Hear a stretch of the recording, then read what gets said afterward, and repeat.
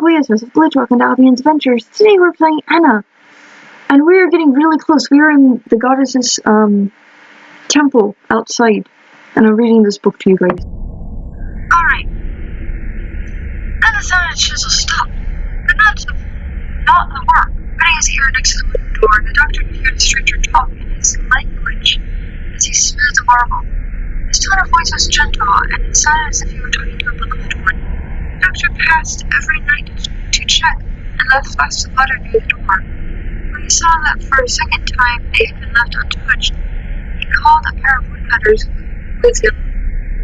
He axed open the door. Unfortunately, when they entered, they found the young man died of starvation at the statue's feet. The statue depicted a woman in prayer, covered by a linen cloth, bound under her bosom with a rope. She was beautiful, and the nobleman who had commissioned it was enchanted, but because of the tragedy accompanying its origin, he never placed it in the main church.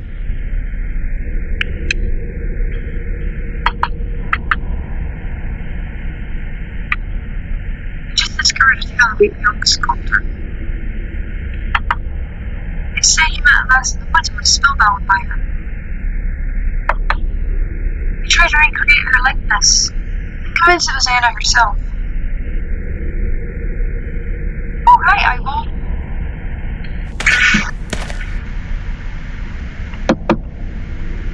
Rejoice with us, Mother of all things and graceful maiden.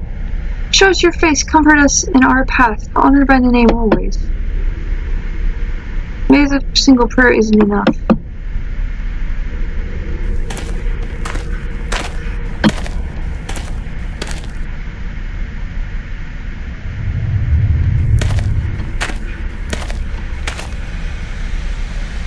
Priest's ladder.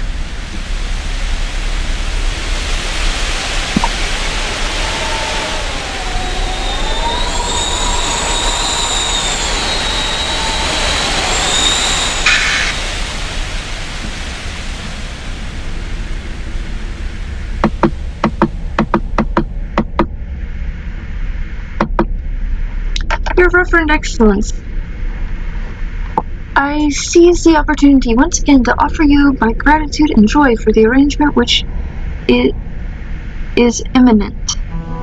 Benevolence, you have assigned for me that of bringing the good news to the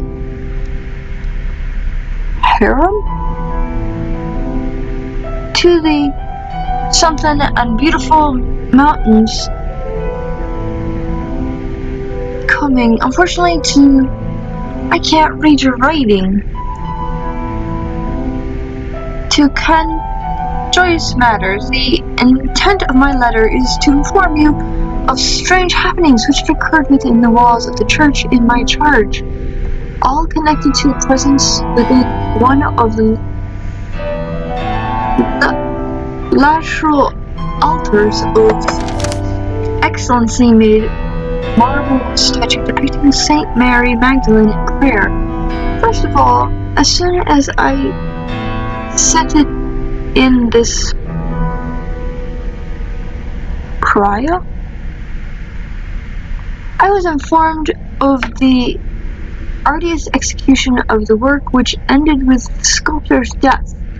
Later, I noticed a strange devotion to the saint by some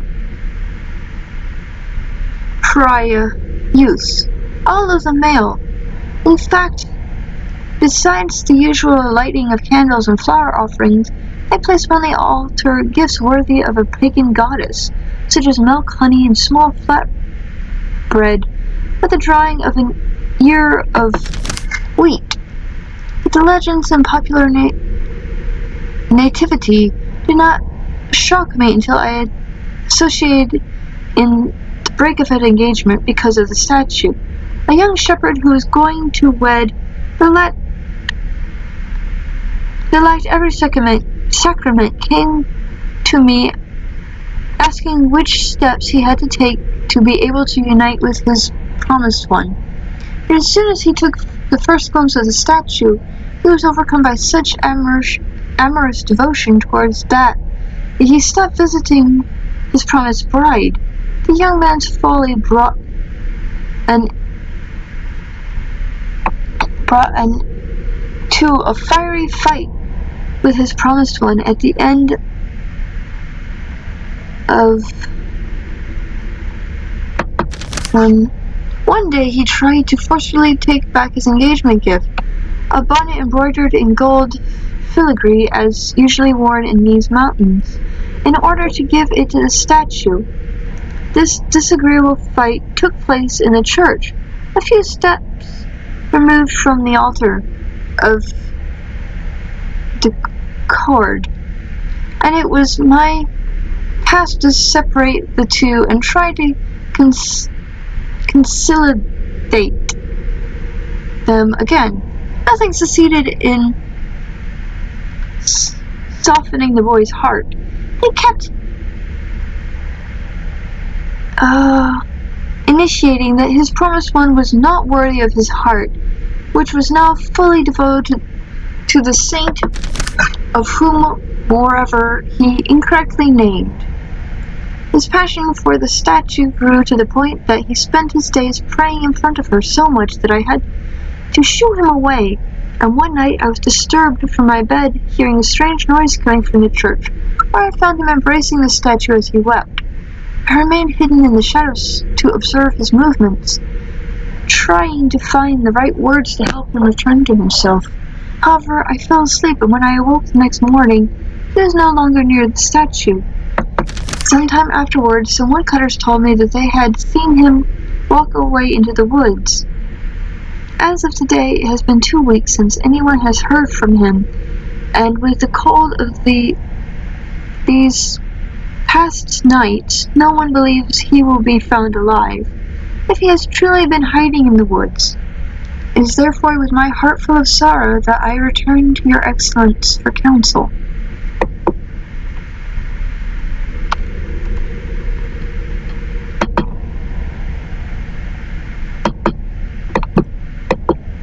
This letter a worried priest writes to his bishop. Some men have been charmed by the statue of Mary Magdalene. One of them even broke off his engagement and fled into the woods after spending a night hugging the statue.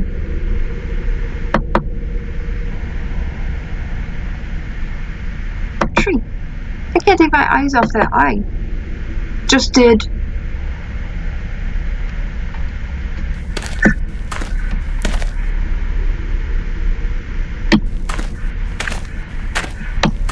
Should you be laying there like that in this church, Joanna?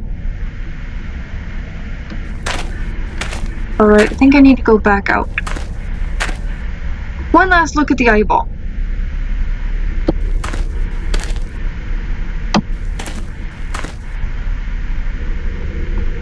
Okay. That was fun.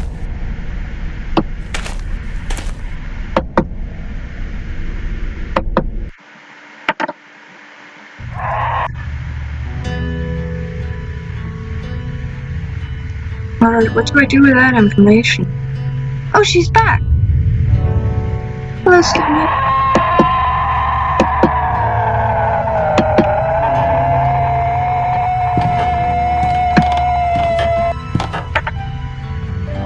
I'm getting away from that.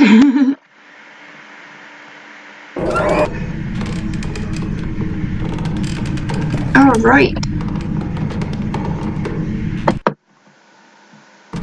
Alright, I forgot to do something while I was back there. And so we're gonna have to go back in there. I'm having a lot of difficulty with Etsy right now because they did not. Okay, so I had this order and I sent it to the person, or at least I thought I did, and they just messaged me. It's basically been a month and they need what I'm sending them. And they have not gotten it yet.